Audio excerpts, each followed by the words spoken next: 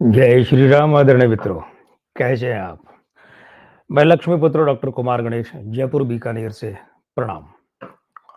मित्रों, आज का किस्सा बहुत पीछे ले जाता है। वैसे तो सारे किस्से भूतकाल में जाते हैं, वर्तमान के क्या और भविष्य का तो किसे पता।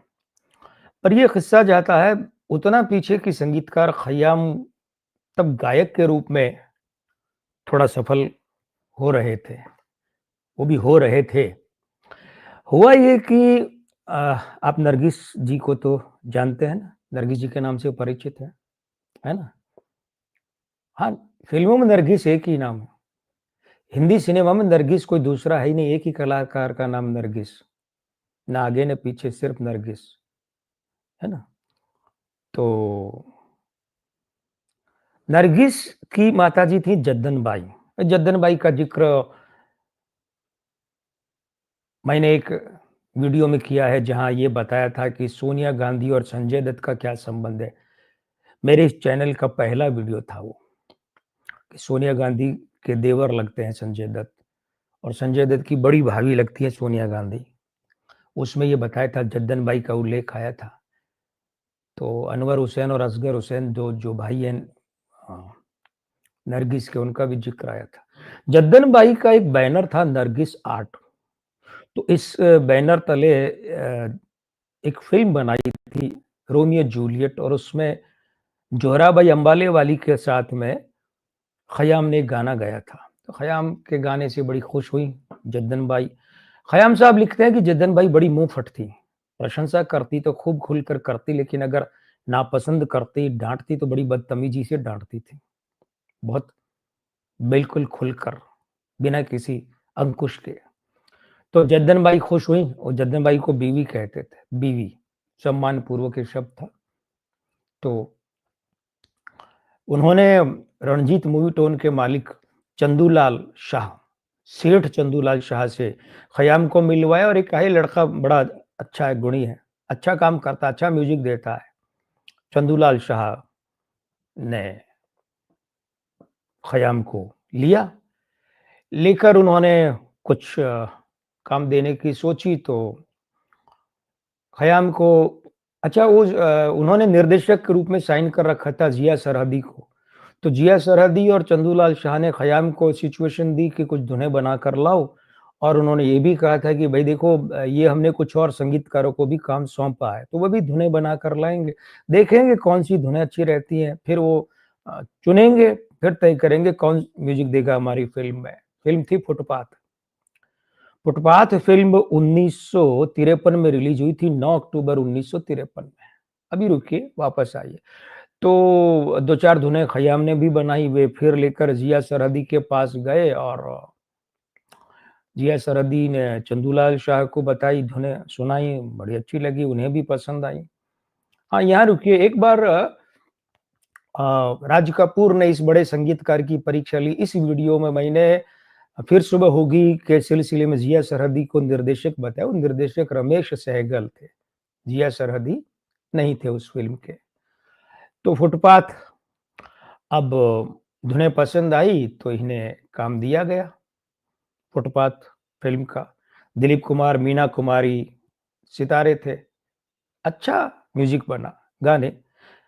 तो वैसे तो सारे गाने लिखे थे मजरू सुल्तानपुरी ने, एक गाना था कैसा जादू डाला रे, तो ये अली सरदार जाफ़री का लिखा था।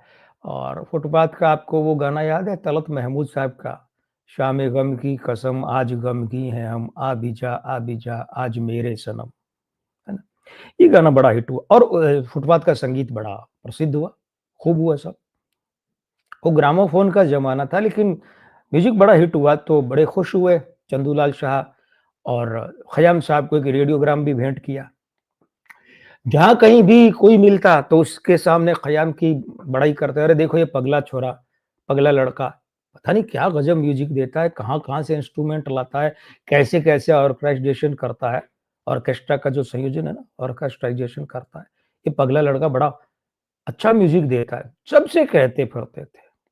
खयाम साहब के लिए बहुत बड़ी बात थी। रणजीत मूवी टोन और रूप तारा स्टूडियो, उनके 2 स्टूडियो थे भाई, बहुत बड़ा बैनर था चंदूलाल शाह का। वो तो बाद के वक़्त में जाकर उन्होंने बुरा वक़्त देखा, लेकिन उस समय क्या दरबार लगता था, क्या ठाठ-बाट होता था उनका। मसनद गाँव तक ये यूँ लगाकर पूरा दरबार लगा के बैठते थे। स्टूडियो 1 नहीं 2-2 स्टूडियो के मालिक थे। रणजीत मूवी टोन उनकी कंपनी थी। तो बस ऐसे क्या हुआ कि एक दिन भयंकर बरसात हो रही थी। भयंकर बरसात, तो खयाम साहब टैक्सी जो लाल काली मुंबई वाली प्रसिद्ध टैक्सी टैक्सी करके वहाँ स्टूडियो पहुँचे। तो बरसात ज़्यादा थी, तो स्टूडियो के मेन गेट में ले जाने से उसने टैक्सी ड्राइवर ने मना कर दिया। बोले साहब मैं अंदर नहीं ले जाऊँगा, आप यहीं उतरिए। खयाम साहब वहीं उतरे। उतर के अंदर तक गए, तब तक भीग गए थे।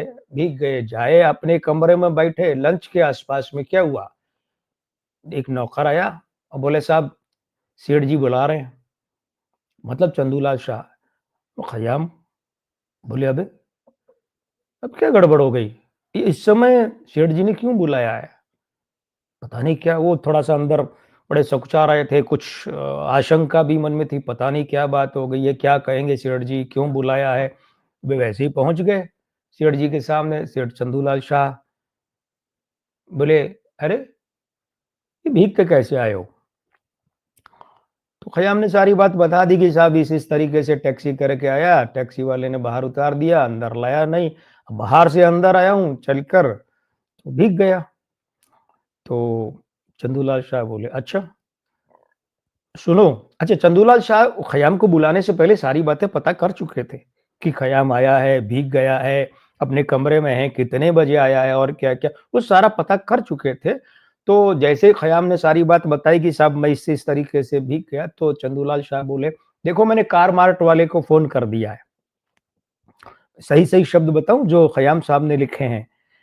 चंदूलाल ने कहा, "मैंने कार मार्ट मतलब कार डीलर, जो कारें बेचता है ना डीलर, उसकी दुकान का नाम है कार मार्ट।" तो चंदूलाल बोले कि मैंने कार मार्ट में फ़ोन कर दिया है, जो कार पसंद हो वो ले लो। ये खयाम साहब के एक-एक शब्द है मात्रा समेत। ऑस्टिन, मॉरिस जो भी पसंद हो वो ले लो, चंदूलाल साहब बोले। उस समय ऑस्टिन और मॉरिस ये बड़े ब्रांड हुआ करते थे साहब कारों के। और खयाम साहब मानते थे मेरी औकात से बड़ी बातें, गाड़ी कोई भी गाड़ी लेना, लेकिन ये गाड़ियाँ तो, लेकिन क्या बोले, मैंने फ़ोन कर दिया है, मतलब तुम्हारे आने से पहले डीलर को फ़ोन कर दिया, जाओ और ले लो, ऑस्टिन लेनी है। पर ये भी बोल दिया संकोच में कोई साधारण सी गाड़ी मत लेना, इनमें से भी लेना चाहो, जो चाहो ले लो। अब खयाम साहब संकोच में पड़ गए, चुप। ये क्या है भाई? कानों पर विश्वास नहीं हो रहा है, तो चंदूलाल शाह ने सोचा कि शायद ये लड़का जो है ना, ये सोच रहा होगा कि ये कार का खर्च, कीमत, तो कहीं सेठ जी कीमत नहीं काट ली मेरी तनख्वाह में से। तो चंदूलाल शाह बोले, सही-सही शब्द खयाम के लिखे हुए, बोले कि "ए पगले, तेरी तनख्वाह में से नहीं काटूँगा।" ये भी कहा बड़े लाड से, "ए पगले, मतलब कार के पैसे, गाड़ी के पैसे तेरी तनख्वाह में से नहीं काटूँगा, तुझे स्टूडियो की तरफ से है। और सुन, ड्राइवर और पेट्रोल भी कंपनी की तरफ से मिलेगा। कार ले ले जा तेरी मर्ज़ी से, जो अच्छी लगे पसंद की ले ले, और तुझे ड्राइवर और पेट्रोल भी कंपनी की तरफ से, रणजीत मूवी की तरफ से मिलेगा।" अब सुनिए, उस समय खयाम की तनख्वाह क्या थी? मतलब ये 1953 में फ़िल्म रिलीज़ हुई तो उसके आस-पास की बात है। खयाम की उस समय ₹1000 महीना तनख्वाह थी। हालाँकि वो ₹1000 महीने तनख्वाह भी 1953 में तो बहुत बड़ी बात थी साहब, 30-30, 35, ₹40 महीने की तनख्वाह, सरकारी नौकरी में ₹50 ये हुआ करती थी, 1000, लेकिन 1000 भी वो गाड़ी का ड्राइवर, पेट्रोल का खर्चा। तो ऐसे थे सेठ चंदूलाल शाह। शाह ही थे, तबीयत से भी शाह थे, फितरत से भी शाह थे। खयाम साहब ज़िंदगी भर कभी ये एहसान नहीं भूले चंदूलाल शाह का।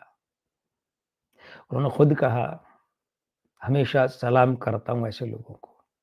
और मैं सलाम करता हूँ आपको कि आपको ये चैनल पसंद आ रहा है, मेरी वीडियो पसंद आ रहे हैं। और हाँ, अगर ये वीडियो भी पसंद आया है, तो पसंद कीजिए भाई, टाँका भी तो लगाइए पसंद का लाइक वाला। और अगर चैनल पसंद आए तो सब्सक्राइब कीजिए। नहीं भी पसंद आए तो अपना आशीर्वाद तो बनाए रखिए। मैं लक्ष्मीपुत्र डॉक्टर कुमार गणेश, जयपुर बीकानेर से। प्रणाम।